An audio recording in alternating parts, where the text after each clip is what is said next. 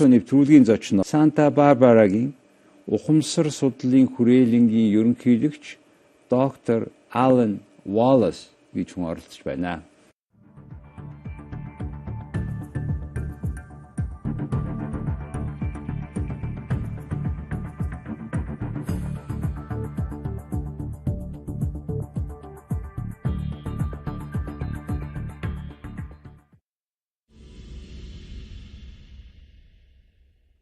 Good evening.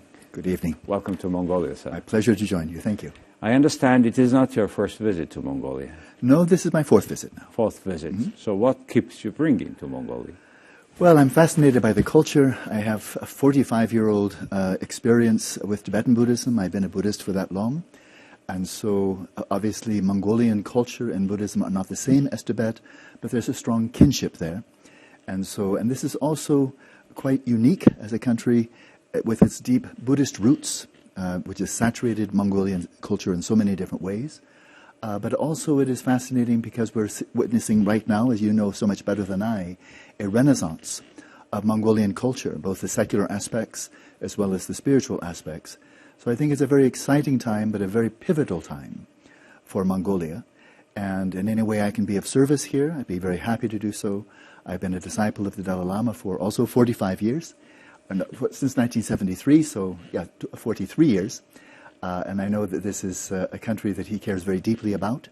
And as his disciple also, if I can be of any service, I'm very happy to do so. You said pivotal moment. Say again? Pivotal moment. Yes.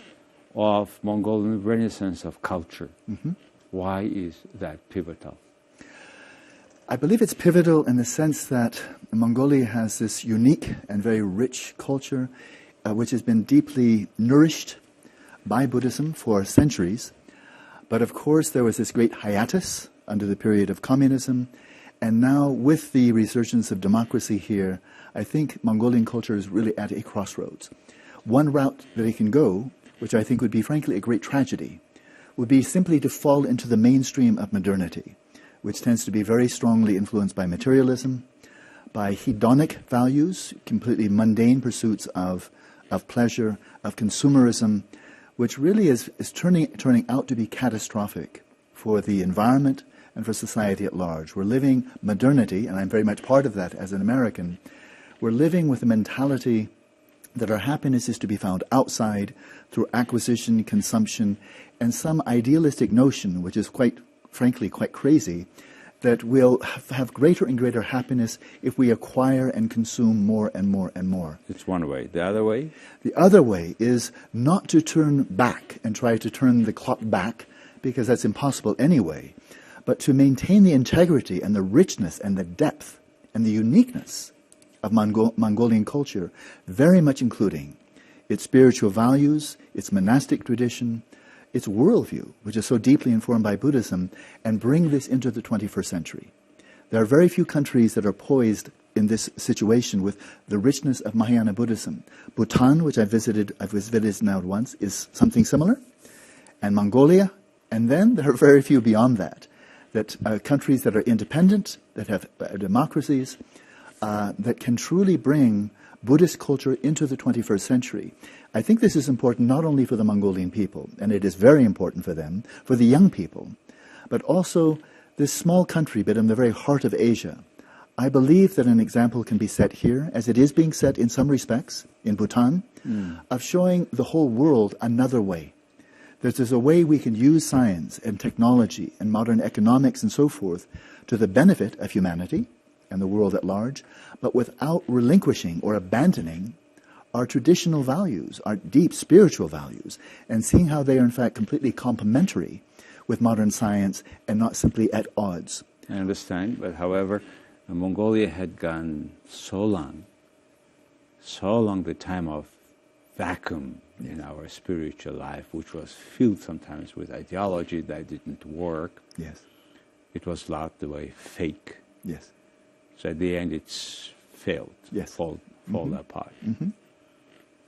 And you said that this pivotal moment, from time to time, I have just this feeling that we may tend to go stronger to material world rather than the spiritual world. Right. Spirit in the sense that we are more busy with our outside world than the inner world. Some has even no time, some is busy with daily life, earnings, etc.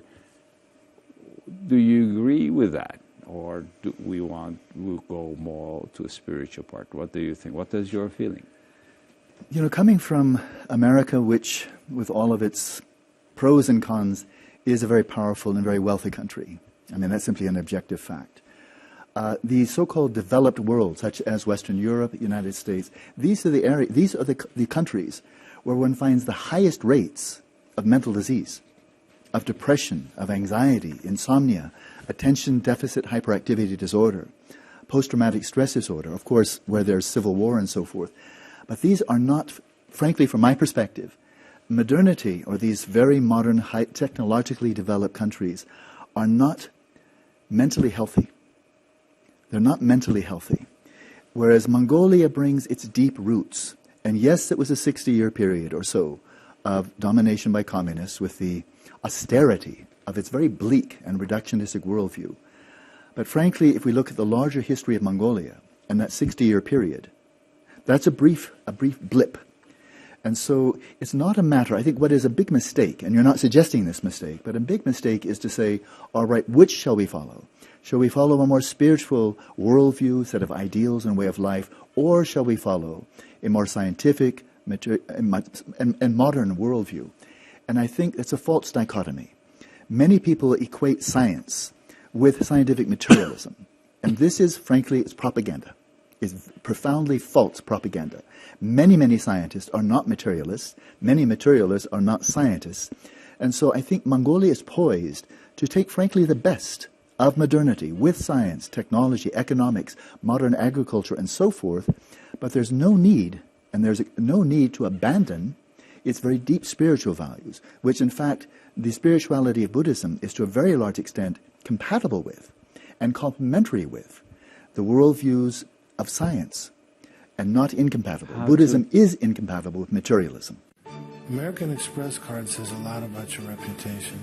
You will be welcomed with respect wherever you go when you have a green card. One of the world's most valuable brands.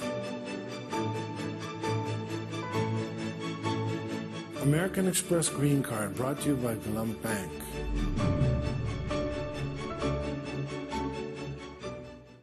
Эрхэмтэй Luxury King Tower апартментийн ипотекийн 8% зээл хамрагдах боломжтой Кристалл ангиллын 58-аас Dalai Lama, he was talking about three parts of the religion, of Buddhism. He said the science, philosophy, and the religious itself, spiritual part.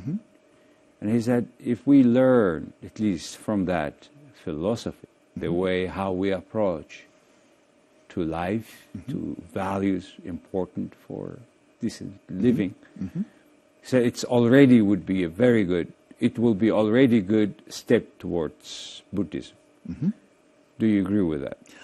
I thoroughly agree with that, yes. Then what can we do? How do we get this one working in this country? What we are missing? What can we do? I think if there are conferences, there are meetings, there's also even research where we bring open-minded scientists who are not stuck in materialism to Mongolia, who are open-minded, open to the possibility of very profound discoveries, insights from the Buddhist side, and bring these together in a complementary fashion. Then one can draw from the vitality, the strength of the Buddhist tradition, which is very rational, it's very reasonable, and it's profoundly based in experience. Well, that is also true of science. Now, both Buddhism can also fall into dogmatism and closed-mindedness, because people fall into that, and science also falls into dogmatism and closed-mindedness, and that's because they're people. But if we bring together the best of the two, the philosophy of Buddhism, but also the science of Buddhism, and where Buddhism is at its strength is the science of the mind, with extraordinarily sophisticated methods for exploring the nature of the mind, the potentials of the mind, the true causes of suffering, the true causes of genuine happiness, and see how these are complementary to the many wonderful insights of science, then Mongolia can choose the best from both sides. It sounds perfect. I like this idea. We have for that a lot to go ahead, good as you said, Buddhist traditions. But however, today, in today's world, how to get it working, through which channel? For example, people say we go to Gandang and we do expect different things, like at least the Christians, what they do, etc. So from where to start? Egg or chicken? This is chicken and the egg, yes. Yeah.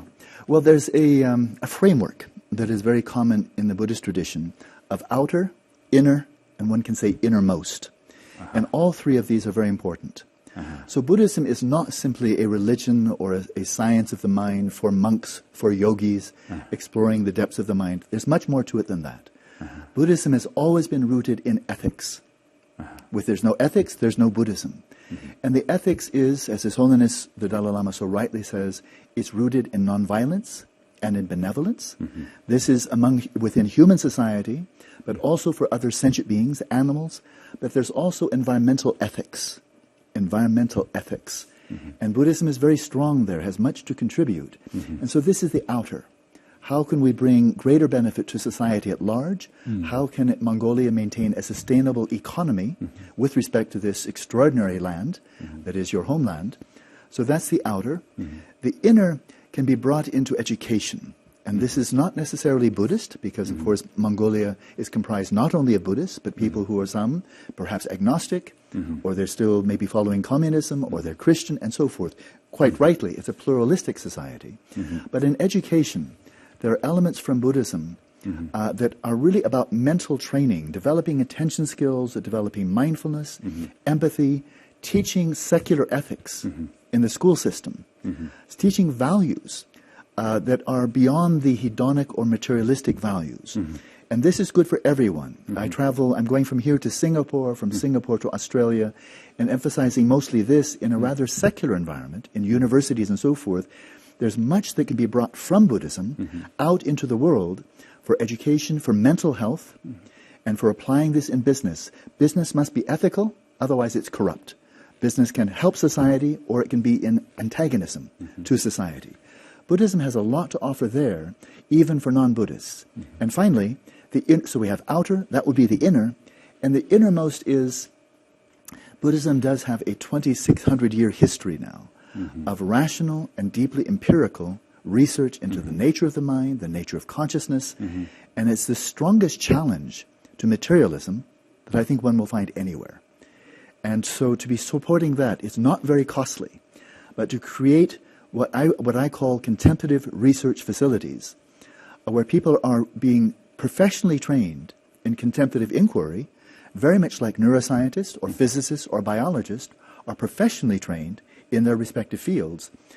Buddhist contemplative inquiry should be just at the same level of professionalism, and this is the deepest level, which could also, again, the discoveries made there can be of tremendous implication or ramification for society at large. That's what you are doing actually in Mongolia with our lamas, monks, right? I am indeed working with them, and I'm working internationally. Innermost, right? Yeah, indeed that. Okay, how is it working?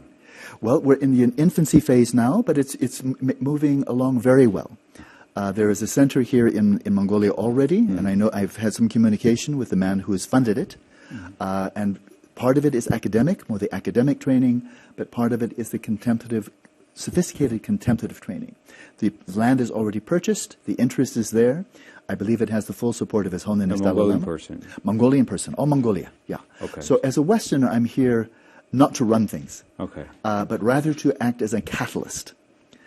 I find myself to be a very international person. Very interesting, because if the inner, they must work, and it has more impact on the inner than outer. Yes.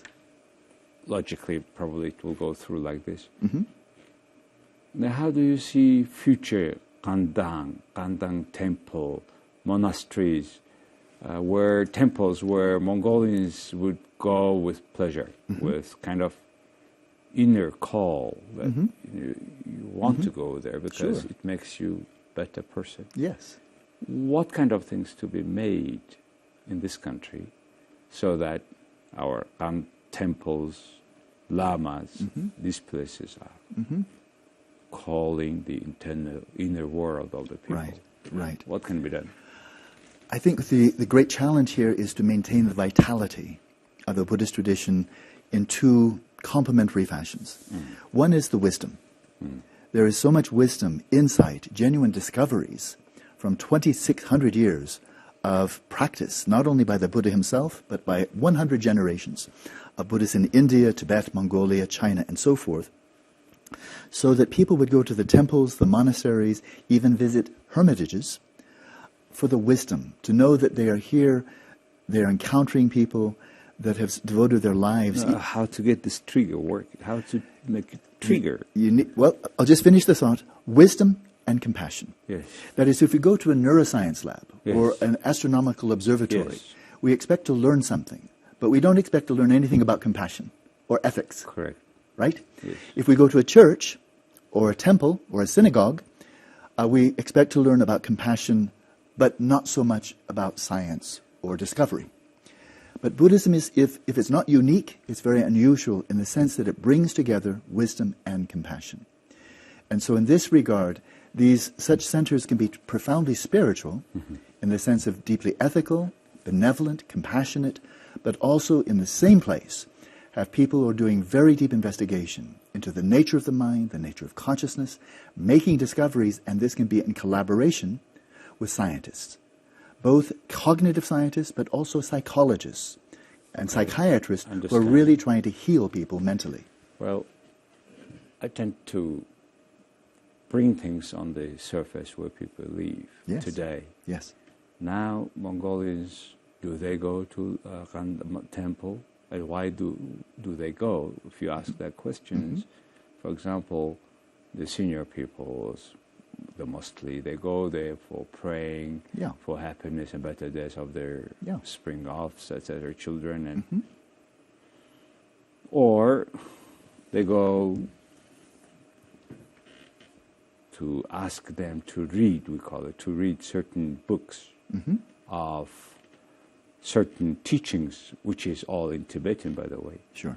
So to make sure that your spring offs children do better.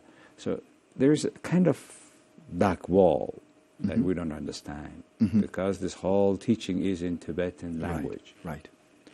So it is like we go through Lama, and there is several interpretations, which kind of discount in a way, according to Dalai Lama. When I check it, ask several questions like, you know, we have a word after somebody passed away, we say, the Lama will open the golden box, which says that this person lived longer than he is supposed to, or shorter, all this, and then the main cause of the death was this and that.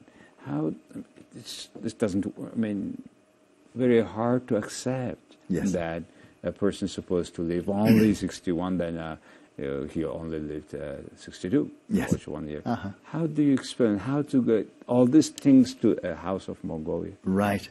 When we deal with this level, we're in the midst of Buddhist teachings on karma.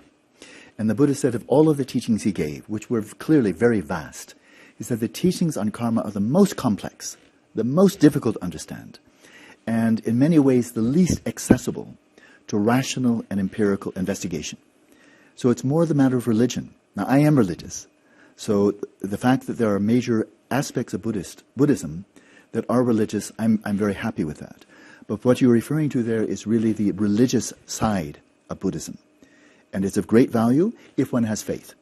If one doesn't have faith, it looks simply quite alien or even unbelievable. But it's ever so important to recognize Buddhism is not simply a religion, because the very term religion is something coined in Europe. It's not a Mongolian term or a Chinese or Tibetan or a Sanskrit term. It's a Western term. So Buddhism is not simply a religion, as His Holiness Dalai Lama said. It has religious aspects, and people with faith are very drawn to that. I am. But it also has a very strong philosophical component, and this is rational. It's very deeply logical. It lends itself to critical investigation, and this is also a great strength of Buddhism. And then the scientific element. This is experiential. But it's experiential in a very broad bandwidth.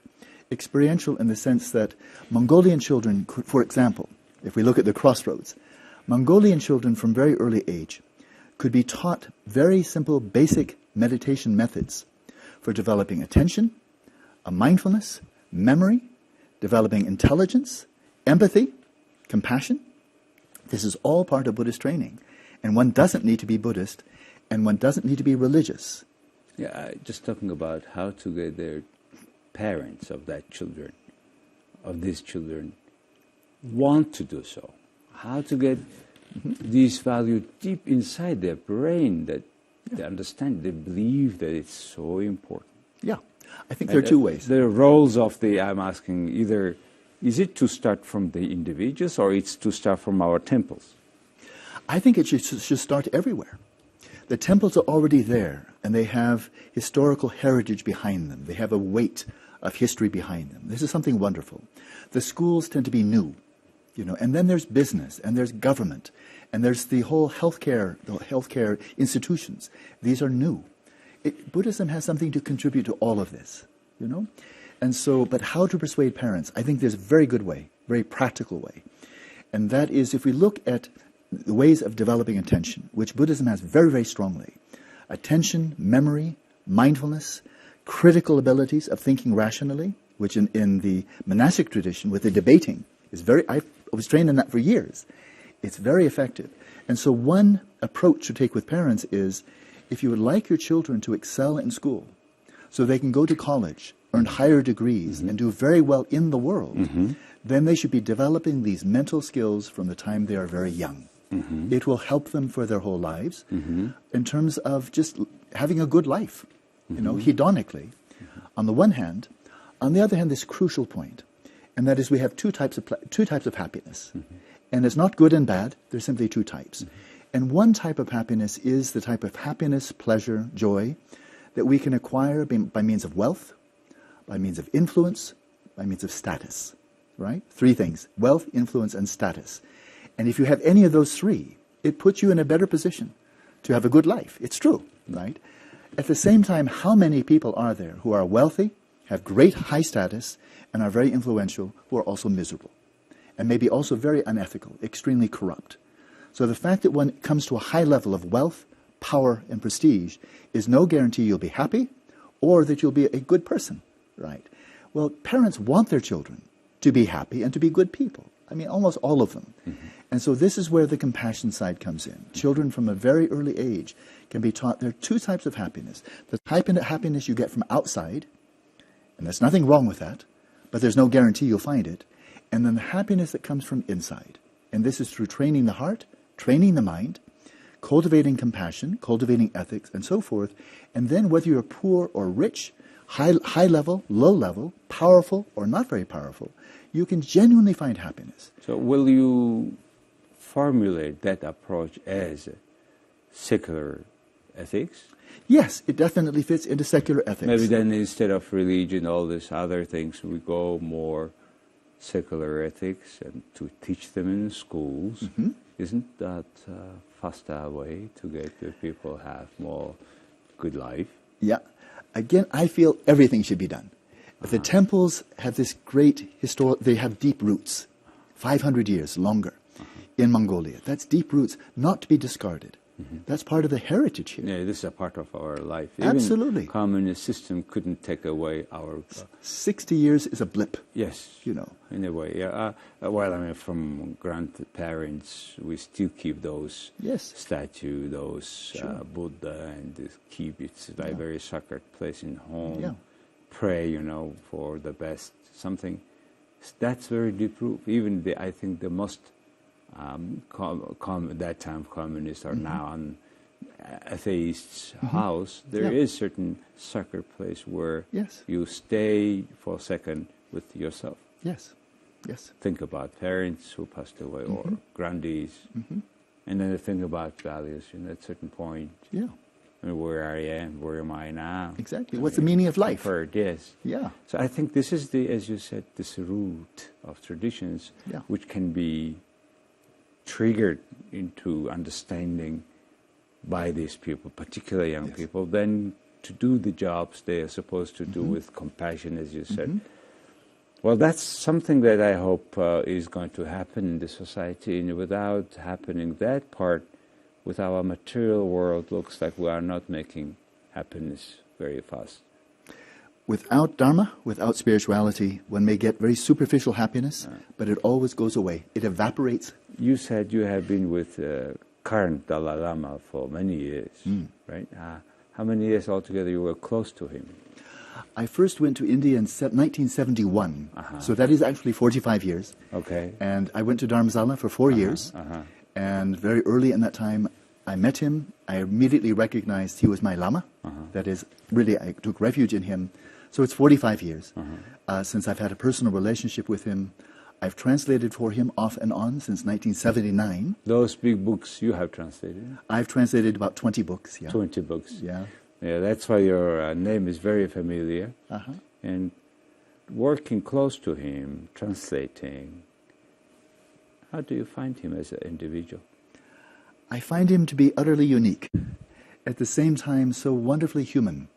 When he says that he is a simple Buddhist monk, he means it. And it's true. But he's also the most balanced man I've ever met in terms of wisdom and compassion. He's a universal man. He feels at home everywhere he goes. There is no one on the earth whom I more deeply wish to emulate than His Holiness. How to get that humility, the modesty? I was stuck also with the same feeling as you just described when I met and made an interview for 45 minutes sitting together. Yes. And I thought, how to get everybody like this? How to get people have such an approach to life. Right. Compassion. Amazing. And in fact, it impacted a lot the way I live since that. So I try every time to, if I have opportunity, to share these sort of ideas, opinions like today with you, to my compatriots. Yes. And this is the way how we find also happiness. That it starts with you inside, rather than somebody else. Right. It is not only the world outside. And as I also discussed with Dalai Lama, first probably approach is to translate all Buddha teaching into Mongolian. Yes. Crucial. What kind of, since you have been meeting our major players in our temples, how does it go? How far it will go to have those translations done and written in a way that every kid understands? I understand there's classical Mongolian and then more contemporary Mongolian. And so there's a lot of literature in classical Mongolian, and many of the monks, of course, read fluent Tibetan, so they have a wealth of knowledge there. But what is really crucial here is to translate this into modern Mongolian. And so children, ordinary people who are literate, they can read it, they can understand it. But also, in addition to the literature, there have to be people who teach. For example, music. This is like really every other discipline. If you really developed a passion to learn to, let's say, play piano, well, there are many, many good books. There's a lot of music out there. But how long would it take you to learn piano if you had no teacher? You know. And this is true for everything else, you know. And so likewise, for learning how to train the mind, develop the mind, then the literature is very important. And have it in one's own language, in contemporary language, that it speaks to your heart and not just to your head. But also there must be teachers who speak for their experience, they can inspire. And like His Holiness Dalai Lama, they set an example by their sheer presence. His Holiness is called in Tibetan Gundun, the presence, a physical presence. And you know, and I know, just being in his presence is transformative. And so sometimes his words are very simple. How to get then these, our lamas? Yes. People are feeling that way. How to get these lamas to become like these persons, that where people feel their presence, they feel kind of judging themselves. Yes. How to get this done in the country? Well, His Holiness is very candid about his own spiritual practice. He gets up every morning at 3:30, and he has something like 5 hours of his own devotions, his own meditations, his own study, before he performs all of his many, many duties in the world. You know how much he travels, how many people he meets, how many conferences. Amazing how all the time energetic it looks like. And he's 81 years old. But with all of his obligations, which you think he must be one of the busiest people on the planet, still 5 hours a day. He's there from the first thing in the morning, cultivating his own mind. He speaks not as somebody who is born enlightened or is born as he is now, but through decades of regular practice of wisdom, compassion, integrating wisdom and compassion. That's how you turn into a person like the Dalai Lama. Do you do that yourself? Not on the level he does, but yes, this is my passion. That I am a scholar, but to my mind, especially as I'm getting older, even more important than the scholarship is whatever I've learned, try to put it into practice. In meditation, but also in daily interactive. How many followers in California? In California, I don't, probably just hundreds, but I'm actually teaching much more internationally. Internationally. Even more in Europe, Australia, Asia than I am in the United States. I don't know why that's happened, but I'm much more of an international teacher than simply a Californian teacher. You know, Alan, what you do, what you have just now explained through your also books, translations, I think you are part of changing our world today. Some may know, some may not know. But however, through people like you, people now finally enriching the things otherwise there was just blank. Thank you very much for your wonderful job. Thank you. And I would like to wish success to you and to your all followers and the other lamas who are working with you every year. Thank you very much. Thank you so much. It's a privilege to be here. Thank you. Thank you.